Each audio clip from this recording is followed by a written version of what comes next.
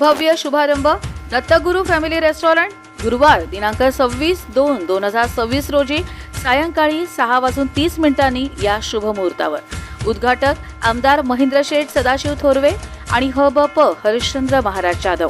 या शुभारंभाचे निमंत्रक आहेत श्री रमण मारुती शेळके, श्री विजय मारुती शेळके, श्री तेजस रमण शेळके, कुमार पराग विजय शेळके आणि श्री प्रयाग विजय शेळके।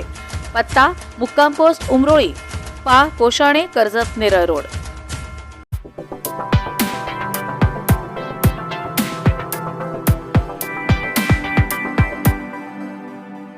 राज्यातील मुदत संपलेल्या ग्रामपंचायतींचा कारभार सुरळीत सुरू राहावा यासाठी महाराष्ट्र शासन ग्रामविकास विभागाने महत्त्वपूर्ण अधिसूचना जारी केली आहे।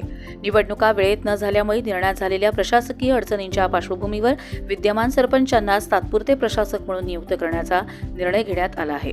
महाराष्ट्र ग्रामपंचायत अधिनियम 1959च्या कलम 151 अंतर्गत जिल्हा परिषदेच्या मुख्य कार्यकारी अधिकाऱ्यांना प्रशासक नेमण्याचे अधिकार देण्यात आले आहेत।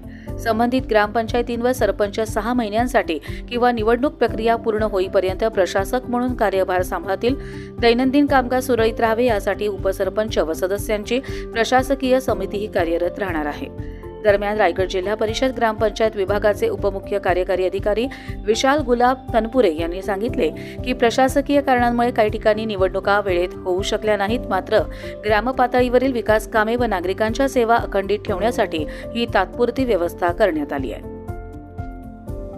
कर्जत लाईव्हसाठी अमोल कुमार जैन, रायगड।